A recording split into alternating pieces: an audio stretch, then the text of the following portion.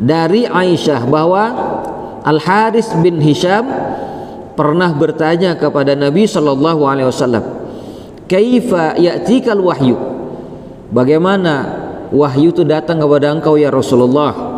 Qala, bersabda, "Kullu dzalika ya'ti al-malaku ahyanan."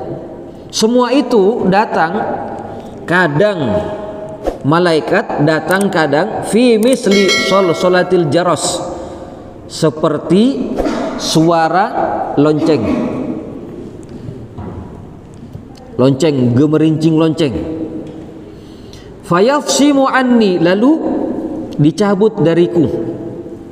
Waqad wa'itu maqala, dan kemudian aku menjadi faham apa yang diucapkan oleh malaikat yang menyampaikan malaikat Jibril.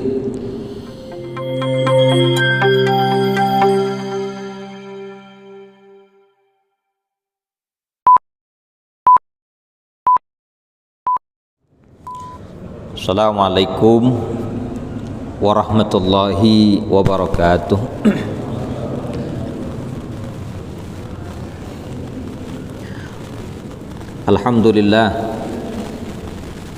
Alhamdulillahi rabbil alamin, ilahil awwalin wal akhirin, wassalatullahi wassalamuhu ala sayyidil mursalin wa ala alihi wa sahabatihi ajma'in, amma ba'd. Faya ibadallah, usikum wa nafsi bitaqwallah. Qala Allah ta'ala, ya ayyuhalladzina amanu taqullah wa kunu ma'as shadiqin. Allahumma anfa'na bima 'allamtana wa 'allimna ma yanfa'una wa zidna ilma. Allahumma inna na'udzubika min qalbin la yakhsha wa min nafsin la tashba wa min ilmin la yanfa' wa min da'watin la yustajabu laha wa karaman ya rabbal alamin. Para mustami'in mustami'at rahimakumullah, kita bersyukur kepada Allah karena mendapatkan nikmat sampai sekarang kita masih hidup, bisa duduk dan mendengarkan, bisa berzikir kepada Allah, bisa memikirkan dan merenungi. Ini semua nikmat yang harus kita syukuri. Para jamaah sekalian yang sama-sama berbahagia, sebagai orang yang percaya kepada Rasul sallallahu alaihi wasallam bahwa Rasulullah mendapatkan wahyu dari Allah, baik berupa Al-Quran maupun hadis, yang dua-duanya tidak boleh dipisahkan, harus dipegang, diyakini dan diamalkan. Tidak benar kalau ada orang yang mengklaim, mengaku percaya kepada Quran tapi tidak percaya kepada hadis.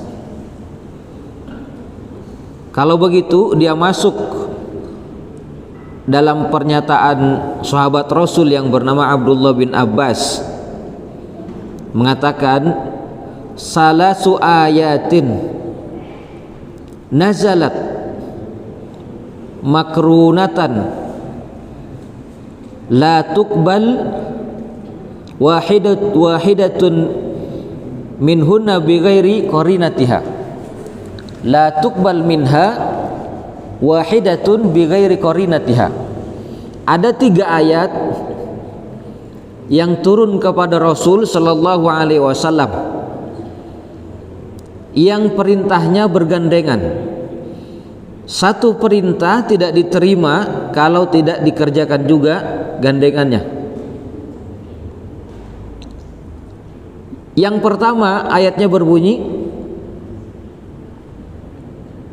Ati'ullaha wa ati'ur rasul.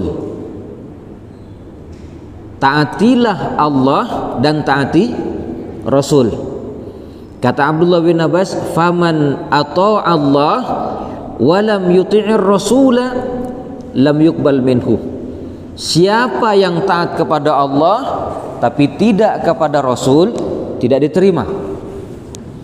Jadi kalau misalkan kita mau taat kepada Allah dengan cara ikut Quran, karena Allah menurunkan Quran, tapi kepada Rasul kita tidak mengambil hadis-hadisnya, tidak diterima.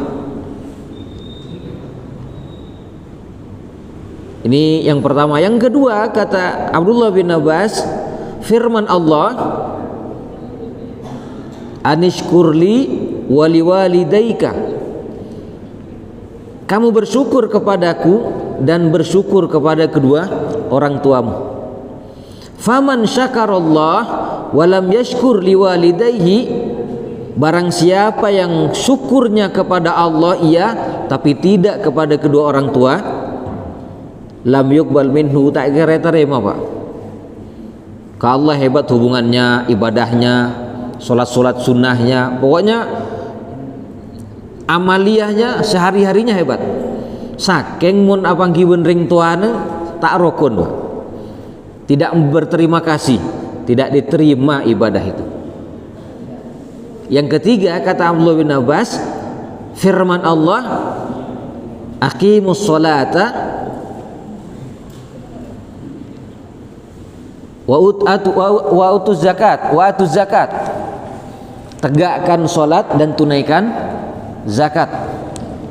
Faman shalla wa lam yuzakki, barang siapa yang sholat tapi tidak mau bayar zakat, lam yuqbal minhu, tak terima Pak. Sholat hebat, zakatnya tak bajar, padahal sudah mampu, maka sholatnya tidak diterima. Nah, berkaitan dengan pembahasan kita pada kesempatan ini, tadi itu wahyu yang diturunkan kepada Rasul, baik berupa Al-Quran maupun hadis,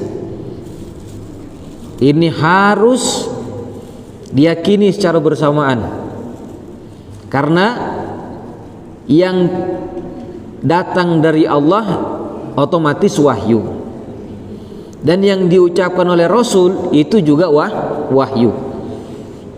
Hanya nanti perbedaannya, Quran kalam Allah, kalau hadis ucapan Rasul. Maka perbedaan Quran dengan hadis, kalau Quran al-muta'abbad bitilawatihi, Quran itu kalau membacanya saja sudah bernilai ibadah. Al-muta'abbad bitilawatihi, membaca Quran. Alif lam mim dzalikal kitabu la raiba fih, huruf-huruf yang kita baca bernilai ibadah. Satu huruf kata Nabi 10 pahala. Kalau misalkan baca Bismillahirrahmanirrahim, ada berapa huruf? 19 huruf. Satu huruf pahalanya 10 kali 19, jadi 190. Itu baru baca, belum kalau mempelajari, memahami dan mengamalkan, jauh lebih besar pahalanya. Perbedaannya dengan hadis, kalau hadis sekedar membaca kita tidak dapat pahala, tapi mempelajari dan mengamalkan baru dapat pahalanya. Perbedaan lagi, kalau Quran hurufnya, susunan kalimatnya dan maknanya, huruf, kalimat-kalimat dan maknanya datang dari Allah, lalu disampaikan oleh malaikat Jibril kepada Rasul sallallahu alaihi wasallam. Saya ulangi, hurufnya yang tersusun begitu indah, kalimat-kalimatnya yang penuh dengan makna, dan maknanya itu datang dari Allah, bukan dari Rasul. Rasul hanya menyampaikan. Ini Quran, Pak. Sedangkan hadis, kalau hadis itu kalimatnya dari Rasul, sedangkan maknanya dari Allah. Kalimatnya Rasul dari Rasul, sedangkan maknanya dari Allah. Makanya nanti kalau dalam ilmu hadis kan panjang, luas pembahasannya. Hadis itu nanti ada hadis sahih, hasan, dhaif. Tiga ini. Di bawah itu nggak bisa diamalkan. Sahih, hasan, dhaif. Kalau masih hadis dhaif, kata ulama alul hadis, para hufazul hadis, mereka bersepakat masih boleh diamalkan hadis dhaif dengan beberapa syarat. Yang diantara syaratnya boleh diamalkan litarghibi wa tarhib, motivasi dan ancaman, sebagai motivasi dan ancaman. Tapi tidak boleh diamalkan dalam bab akidah. Mananya tidak boleh berdalil dengan hadis dhaif untuk menetapkan persoalan akidah. Dibolehkan berdalil dalam masalah fikih.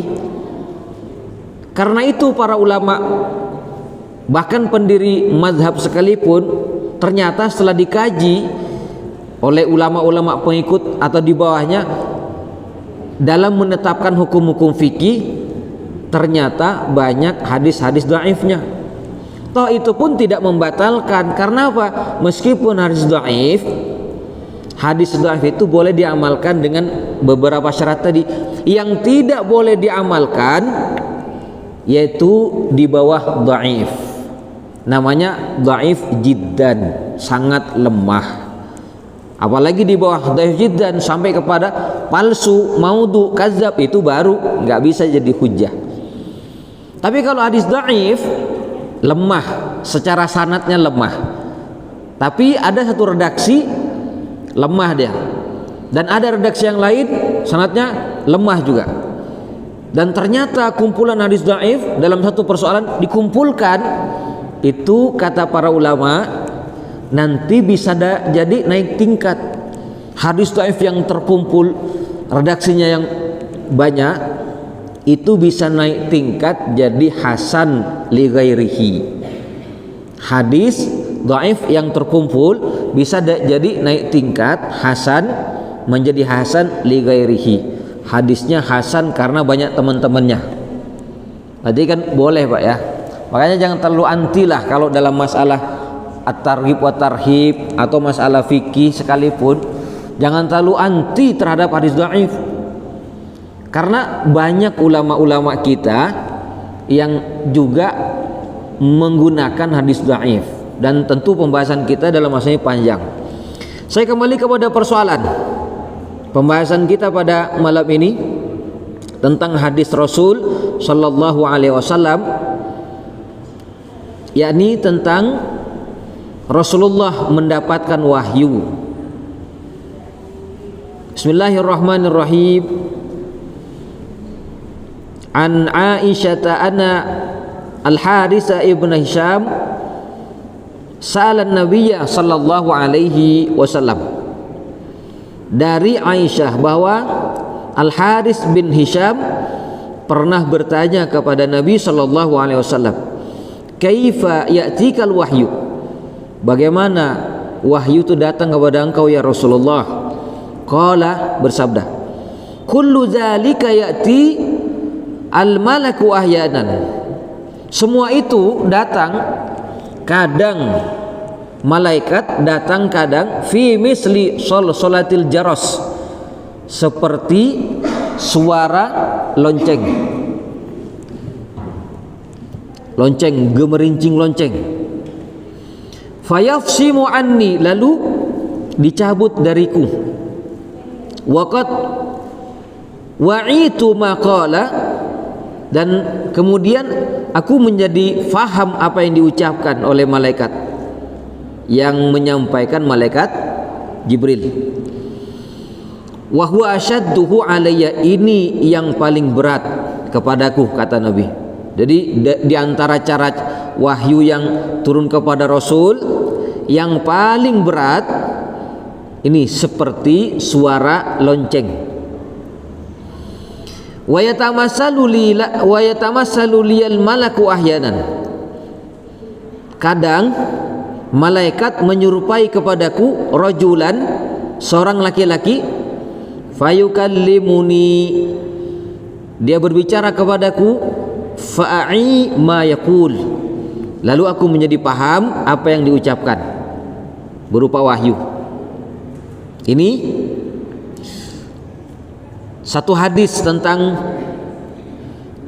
Rasul diberikannya wahyu oleh malaikat Jibril. Walaupun sebenarnya tentang wahyu itu sendiri para ulama sudah menjelaskan cara-cara wahyu diturunkan kepada Rasul itu ada 8 cara. Kita perlu membicarakan ini berdasarkan hadis-hadis yang ada. Para ulama mengatakan di antara cara, ya termasuk yang tadi Pak ya. Nah, yang 8 itu yang pertama, wahyu turun kepada Rasul dalam bentuk ar-ru'ya as-sadiqatu fin naum, mimpi yang benar. Dalam sebuah hadis Rasul bersabda, ru'yal anbiya'i wahyun, mimpinya para nabi adalah wahyu. Beda dengan mimpi kita Pak ya. Kalau mimpinya selain nabi bisa jadi mimpi benar, mimpi kabar gembira,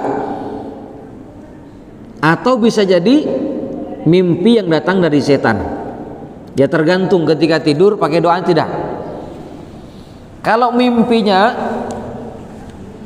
yang bisa ditakwil, itu bisa jadi mimpi yang akan memberikan kabar gembira. Mimpi yang bisa ditakwil bisa jadi bisa dilakukan, bisa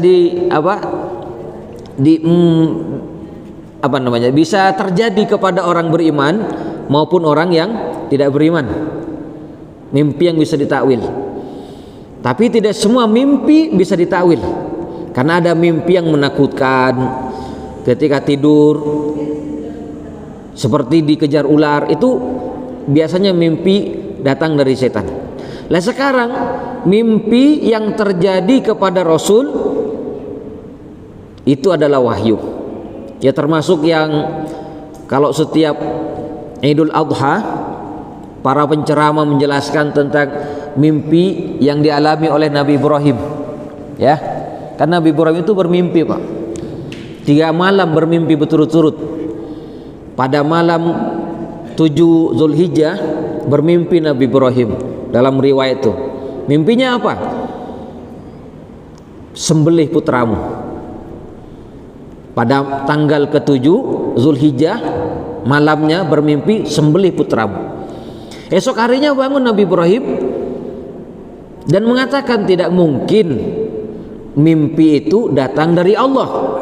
Masa Allah menyuruh menyembelih putra, anak kesayangan? Terus malam ke-8 terulang lagi mimpinya, sembelih putramu. Nah keesokan harinya bangun, ini sudah mulai ragu, itu mimpi betul dari Allah atau dari setan? Ya, ragu. Maka hari ke-8 itu disebut dengan Yaumut Tarwiyah, hari yang meragukan. Masuk malam tanggal 9 terulang mimpi supaya menyembelih, maka keesokan harinya bangun Nabi Ibrahim dan meyakini ini mimpi yang datang dari Allah.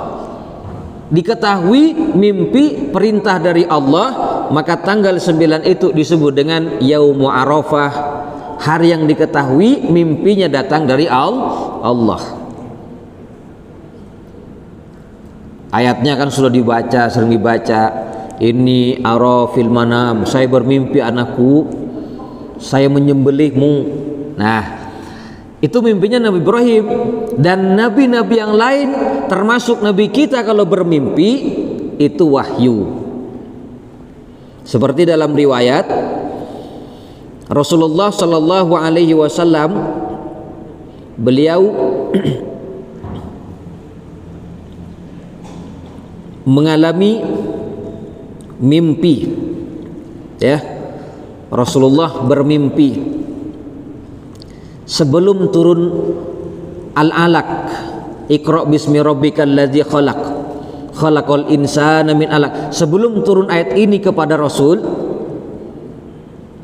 6 bulan sebelum itu Rasul pernah bermimpi. Mimpinya, fakana la yara ru'ya illa ja'at misla falakis subhi.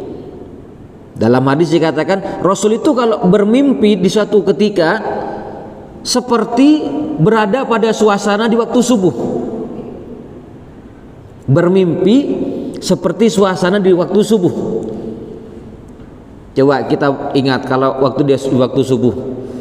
Tadi setengah jam, 1 jam, berarti kan masih malam. Nanti setelah ini mulai terbit matahari, terang, lalu panas. Itu artinya apa? Kabar gembira dari Allah, setelah kegelapan akan datang cahaya terang benderang. Setelah di tanah Arab penyembahan kepada batu dan berhala, akan datang suatu risalah yang akan menghapus bentuk kesyirikan. Manusia akan kembali menyembah Allah. Itu namanya kabar gembira. Mimpi terjadi kepada Rasul, sehingga setelah Rasul mengalami mimpi itu, fakana yuhabbibu ilail khala, Rasul senang menyendiri. Setelah bermimpi, akhirnya Rasul suka menyendiri, dan dipilihlah tempat untuk menyendiri, sebuah gua yang kita menyebutnya dengan gua Hira. Di situ bertahanus. Tahanus ini kan ini artinya apa Pak? Benih orang bersemedi, bukan mencari kesaktian, bukan. Nah, ada orang mengartikan tahanus itu bertapa. Rasul bukan, tidak bertapa. Tapi tahanus itu at-ta'abbud al-layali, beribadah di malam hari, dalam arti at-tafakkur, merenungi di malam hari, mencari siapa sih sang pencipta sebenarnya. Di saat di Mekah dan di tanah Arab manusia menyembah kepada batu, berhala, kayu yang dibuat jadi berhala, patung, maka Rasul tidak cocok, nuraninya tidak membenarkan. Rasul merenung, itu bukan sebuah keyakinan yang sesuai dengan akal. Rasul merenung di Gua Hira di malam harinya dalam beberapa masa. Kalau selesai bekalnya, pulang ke rumah Sayyidah Khadijah, ngambil bekal, balik lagi ke Gua Hira, sampai 6 bulan lamanya bertahanus di situ.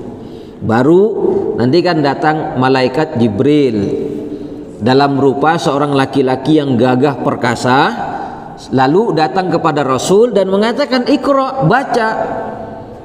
Rasul ketakutan, ini makhluk yang baru dilihat. Tapi dalam penjelasannya dia seorang laki-laki, manusia, tapi gagah perkasa besar. Rasul takut. Diperintah, Iqra, baca. Jawab Rasul, ma ana biqari, saya nggak bisa baca. Jadi cara yang pertama, datang kepada Rasul, ar-ru'ya as-sadiqah, mimpi yang benar.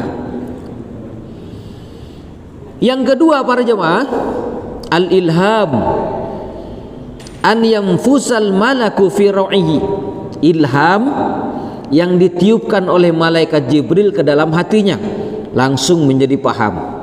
Jadi tidak melihat siapa, langsung dipahamkan. Ya barangkali ini banyak ayat yang turun kepada Rasul dengan cara ilham ini. Misalnya datang orang-orang musyrik kepada Rasul dan berkata, ya Muhammad, unsub lana rabbaka, coba nisbatkan kepada kami Tuhanmu. Karena orang Yahudi mengatakan Uzair ibnullah, Uzair anaknya Allah.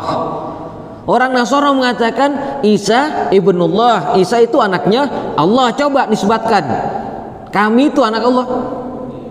Langsung setelah itu turun ayat kepada Rasul, Qul huwallahu ahad, Allahus somad, lam yalid wa lam yulad wa lam yakun lahu kufuwan ahad. Katakan ya Muhammad, Allah hu ahad, yang satu, yang esa. Allahus somad, Allah tempat bergantung.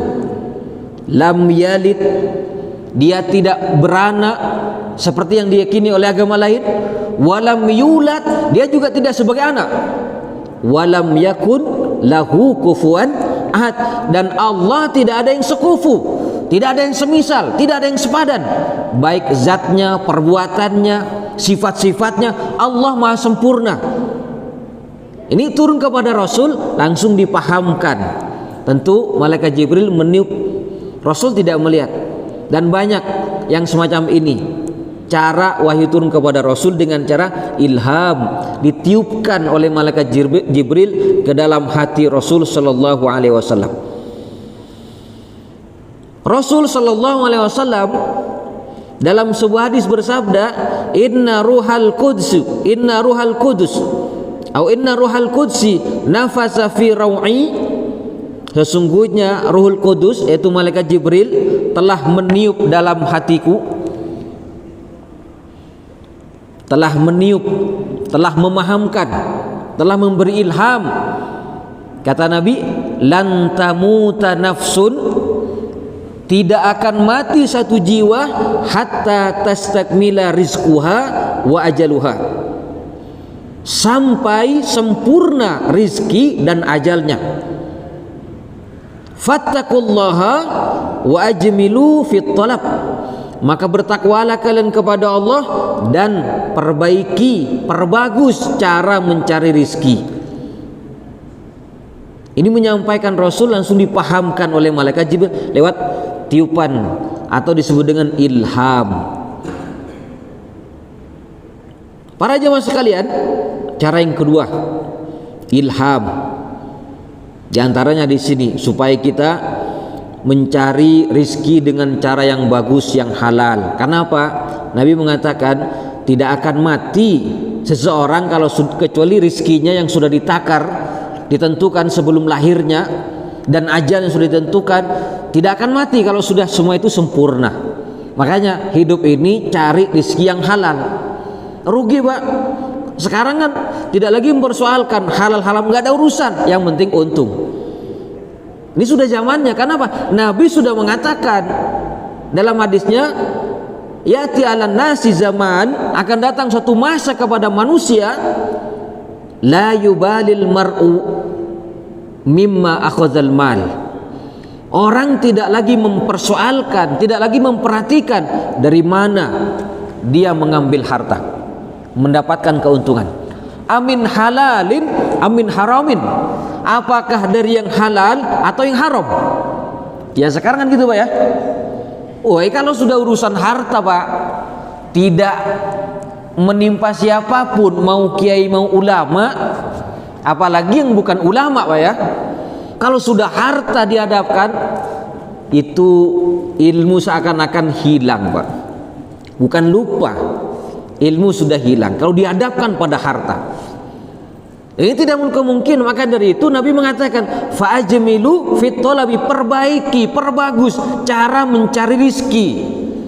Cari yang halal, tinggalkan yang haram. Jauhi yang riba. Karena apa? Masanya akan datang orang mencari harta tidak lagi memperhatikan halal dan haram, apalagi ibu-ibu. Jadi ngakin, apalagi ibu-ibu kalau sudah nuntut sama suaminya, ya Mas, gelangnya tetangga besar Mas, coba Mas bisa nggak dapat seperti itu, pendapatannya pas-pasan misalkan kan, pas-pasan, tapi dia ingin membahagiakan istrinya. Akhirnya apa? Biar yang penting untung, meskipun dengan cara yang tidak dibenarkan dikerjakan. Kenapa? Kalau sudah ibu istri memaksa suami, air bisa jadi batu, Pak. Ya. Kalau sudah istri memaksa suami, air bisa jadi batu. Percaya tidak? Lah, istri bilang, "Mas, teroka kulkas." Entos lu deh, kita di WC. Bokon teroka kulkas. Bermacam si mulia. Beker nyare, Pak. Ya, cari utang sana sini. Kalau perlu hutang-hutang riba, rentenir, didatangi dia. Kalau perlu dia ngambil milik orang. Akhirnya beli kulkas, air bisa jadi batu. Makanya dingakin binian. Ih, jak cara mati TV. Para jemaah sekalian yang sama-sama berbahagia, ini yang kedua. Yang ketiga, wahyu turun kepada Rasul an ya'tiyahu mislu salatil jaros. Nah, ini yang kita bahas, yang baca tadi hadisnya. Datang kepada Rasul dalam bentuk seperti suara lonceng. Ini yang paling berat. Kenapa? Dalam riwayat ketika turun surat Al-An'am, satu surat langsung kepada Rasul turun. Ketika itu Rasul naik onta, dan ontanya Rasul talinya dipegang oleh seorang sahabiah namanya Asma binti Yazid. Turun wahyu surat Al-An'am kepada Rasul sallallahu alaihi wasallam. Ternyata saking beratnya wahyu turun kepada Rasul, onta yang ditungganginya itu sampai, kata Asma, hampir patah tulangnya saking beratnya, terduduk itu. Sampai Rasul mengeluarkan keringat besar-besar saking beratnya. Turun kepada Rasul surat Al-An'am, ini yang paling berat. Seperti apa? Mislu salatil jaros, an ya'tiyahu misla salatil jaros. Datang turun kepada Rasul wahyu seperti suara lonceng. Para jemaah sekalian, yang keempat, turun wahyu kepada Rasul yukallimuhullahu bila wasitatin. Allah berbicara langsung kepada Rasulullah tanpa perantara. Min wara'i hijab fil yaqdhah. Tanpa perantara, di balik hijab, dalam keadaan terjaga, seperti yang dialaminya pada peristiwa Isra dan Mi'raj. Cuman dalam pendapat dalam nomor yang 4 ini mengatakan ketika Rasul mengalami Isra dan Mi'raj sampai di Sidratul Muntaha, mendapatkan wahyu solat yang 5 waktu. Hadisnya sudah kita baca pertemuan sebelumnya, panjang.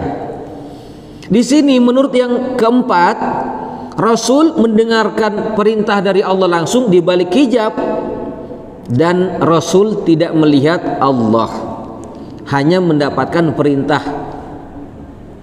Sedangkan yang kelima, para jamaah sekalian, sebaliknya, Allah berbicara kepada Rasul langsung tanpa perantara dengan mengatakan Rasul bisa melihat Allah. Ini nomor yang 5, cara yang kelima. Rasul melihat Allah. Ya, para ulama ada pendapat apakah Rasul bisa melihat Allah ketika di Sidratul Muntaha atau tidak. Ada yang mengatakan Rasul tidak melihat Allah, karena ketika dalam riwayat dikatakan hal ra'aita rabbak, apa engkau melihat Allah? Rasul menjawab, nurun anna arahu, cahaya yang saya lihat, bagaimana mungkin saya bisa melihatnya, melihat Allah. Sehingga mengatakan hadis ini menunjukkan Rasul tidak melihat Allah tapi cahaya. Berarti yang keempat. Cara yang kelima mengatakan Rasul bisa melihat Allah dengan mata kepala.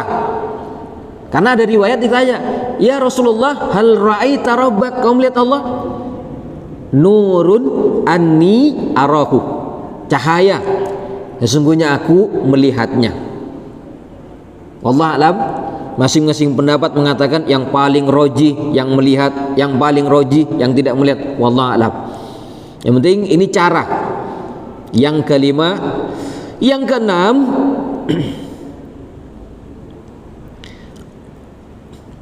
turun wahyu kepada Rasul sallallahu alaihi wasallam,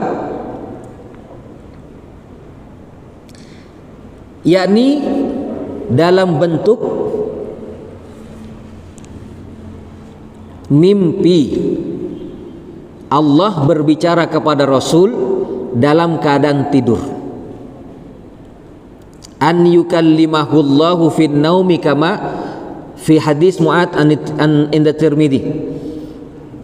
Allah berbicara kepada Rasul dalam keadaan tidur. Bersabda Rasul, atani rabbi fi asani surah, datang kepadaku Rabbku dalam rupa yang paling elok. Faqala, berfirman Allah, fima yahtasimu malaul a'la, dalam hal apa para malaikat mereka saling berhujah, saling beda pendapat. Rasul menjawab, la adri. Fakultu la adri, saya tidak tahu. Fawada'a kaffahu baina katifai, lalu Allah meletakkan telapak tangannya di antara dua pundakku. Ini jangan kita bayangkan Pak ya, kita nggak bisa membayangkan bagaimana Allah meletakkan. Gak usah, yang penting pahami saja. Karena apa? Allah tidak sama dengan makhluk, sifat-sifatnya berbeda dengan makhluk.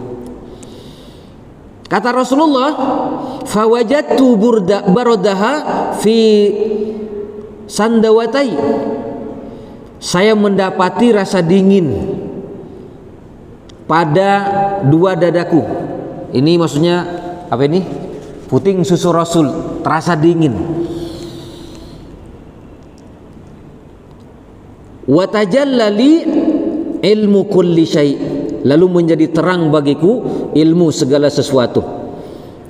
Dan berfirman Allah, ya Muhammad, fima yahtasimul malaul a'la, bertanya dalam hal apa para malaikat mereka saling berhujah. Fakultu, aku menjawab, fil kafarat, dalam perkara menghapus dosa. Faqala wa mahya, Allah bertanya apa sih itu? Aku jawab, al wudu indal karihat, berwudu ketika dingin itu bisa menghapus dosa. Ini berarti di tengah malam Pak ya, sholat tahajud Pak, celep dingin, suruh bangun. Orang pada tidur, kita disuruh bangun. Wudu itu sudah menghapus dosa. Yang pertama, wa naklil aqdami ilal jamaat, melangkahkan kaki menuju sholat jamaah, itu juga penghapus dosa, kafarat. Wantidhari sholawat ba'da sholawat, dan menunggu sholat demi sholat, datang ke masjid tidak langsung iqamah, tunggu, itu juga menjadi penghapus dosa-dosa. Faman fa'ala dzalika asya hamidan wa mata syahidan, barang siapa yang melakukan, maka hidupnya hidup terpuji dan matinya pun mati syahid. Kata Rasulullah sallallahu alaihi wasallam. Ini wahyu yang turun datang kepada Rasul dalam bentuk Allah datang ketika Rasul tidur. Terus yang ketujuh para jamaah, majiul wahyi kadawayin nal, datang wahyu kepada Rasul seperti suara lebah yang bergemuruh. Ya, bersabda Rasulullah, idza nazala alil wahyu, dari Umar bin Khattab mengatakan, kana Rasul idza nazala alil wahyu yusma indahu kadawayin nahl, kalau turun wahyu kepada Rasul didengar seperti suara lebah yang bergemuruh. Jadi sahabat mendengar, ternyata Rasul sedang mendapatkan wahyu, ada suara lebah. Yang kedelapan, al-ilmu alladhi yulqihi Allahu fi qalbihi, ilmu yang Allah sampaikan, Allah pahamkan di dalam hatinya, ala lisanihi indal ijtihad fil ahkam, melalui lisannya ketika Rasul menyampaikan hukum-hukum. langsung dipahamkan satu persoalan ilmu. Ada 8 Pak ya, walaupun kata para ulama ya banyak, lain daripada ini banyak ya. Dan ini kepada Rasulullah Sallallahu Alaihi Wasallam, belum kepada para nabi yang lain. Kalau Nabi Musa alaihissalam ketika diperintah datang ke Bukit Tursina, kan bawa umat itu, umat Bani Israel banyak, 70 orang. Datang ke Bukit Tursina, naik ke puncak bukit. Bani Israel melihat Nabi Musa diliputi awan putih di puncak bukit. Ternyata di saat itu Nabi Musa sedang mendapatkan wahyu dari Allah selama 40 hari di puncak bukit.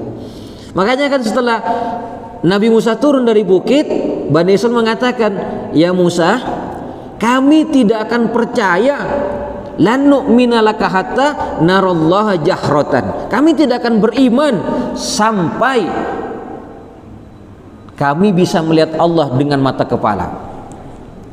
Lalu karena maksa Bani Israel, akhirnya disuruh lihat, bukan melihat Allah, ada cahaya, kilatan petir, mati mereka semua. 70 orang Bani Israel mengadu Nabi Musa, "Ya Allah, apa yang akan saya sampaikan kepada Bani Israel umatku yang lain? Kalau ini para petinggi Bani Israel yang datang mati, maka Allah menghidupkan kembali." Ya, Allah bangkitkan setelah kematian. Karena apa? Melihat petir. Untuk melihat Allah tidak akan mampu di dunia kalau manusia biasa, termasuk ya Nabi, karena tidak mungkin. Dan tentu pembahasan masih panjang, tapi saya kira cukup dulu dan saya mohon maaf kalau biada. Wassalamualaikum warahmatullahi wabarakatuh.